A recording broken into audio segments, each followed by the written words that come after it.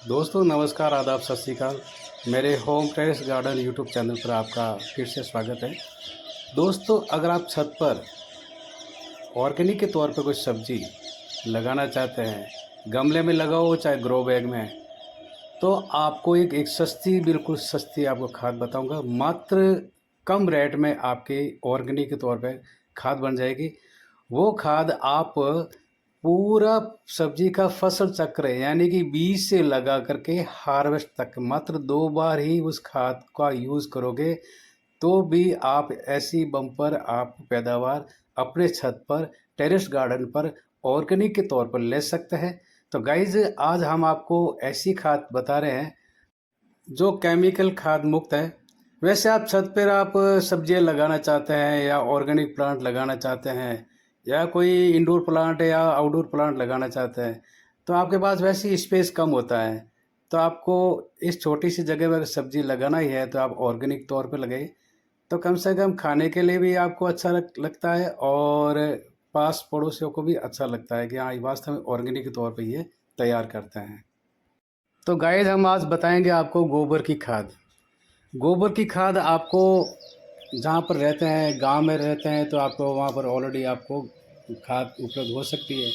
अगर आप सिटी में रहते हैं तो सिटी में आपको वहाँ जहाँ गौशाला है या जानवरों का जो शेल्टर हाउस होता है मवेशियों का, वहाँ से आपको गोबर की खाद मिल सकती है।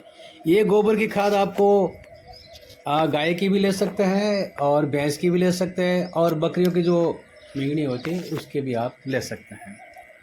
और इसके साथ में आपको लेना है खाटी छाछ।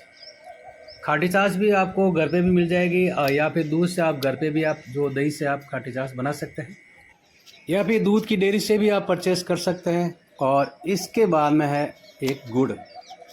गुड़ भी आपको दुकान से मिल जाता है, जो बिल्कुल सस्ता ही मिलता है।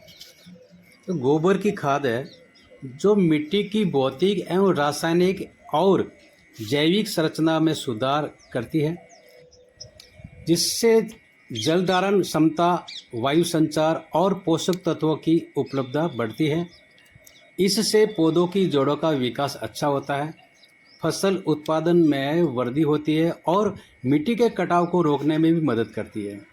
ये भूमि को भी सुधारती है और पर्यावरण के लिए भी एक सुरक्षित और प्रभावी जैविक खाद है।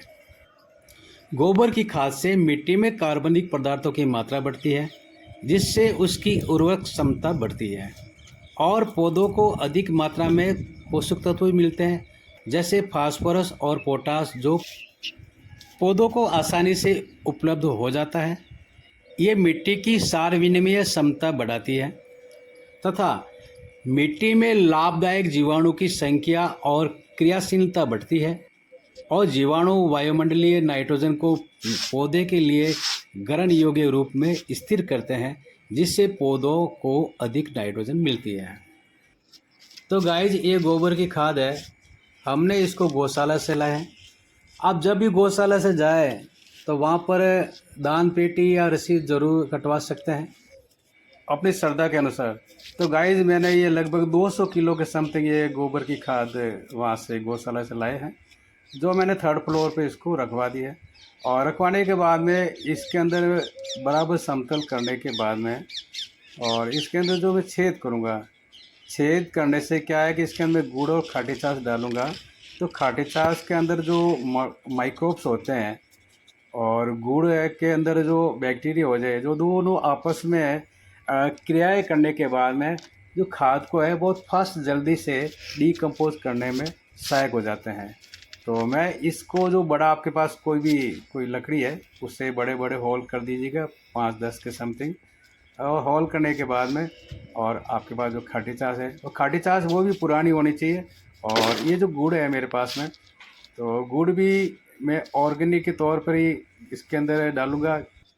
एक गुड़ वो होता है जो सफ़ेद कलर का होता है और उसको केमिकल में डाल करके उसको बनाते हैं गुड़, मगर ये मेरा गुड़ ऑर्गेनिक है। टेरेस पर सब्जी आप ऑर्गेनिक के तौर पर लगाते हैं, तो मैंने गुड़ भी मैं ऑर्गेनिक के तौर पर ही मैं यूज़ किया हूँ। पिछले साल लाया हुआ था, बचा हुआ था, तो मैंने इसको ये खाद में उपयोग में ले लिया। तो गाइस, ये जो पाउडर है गुड़ का पाउडर, मैं इससे जो हॉल है, हॉल के अंदर थोड़ा थोड़ा डाल दूँगा और बाकी का बचा हुआ इसके ऊपर छिड़क दूँगा। और ये जो गुड़ है, गुड़ के अंदर जो पोषक तत्व होता है, जो इसके अंदर ग्लूकोज होता है, आयरन होता है, मैग्नीशियम होता है, पोटेशियम होता है, कैल्शियम होता है, विटामिन B1 भी होता है। और ये जो पौधों के लिए आयरन, मैग्नीशियम, पोटेशियम और कैल्शियम ये बहुत ही महत्वपूर्ण है। और मैग्नीशियम है जो प्रकाश संश्लेषण की क्रिया में ये बहुत ही सहायक होता है। तो गाय जो खाटी छाछ है, खाटी छाछ भी पुरानी है, 5-6 दिन पुरानी है। और जो खाटी छाछ जो ये मेरे लोहे की बाल्टी में डाला हुआ था, लोहा जो आयरन है, ये भी जो पोषक तत्व माइक्रो जो न्यूट्रिएंट्स होते हैं वो पौधों के लिए ज़रूरी है। तो ये जिंक है, ये भी ये खाटी छाछ के अंदर ये मिल चुका है।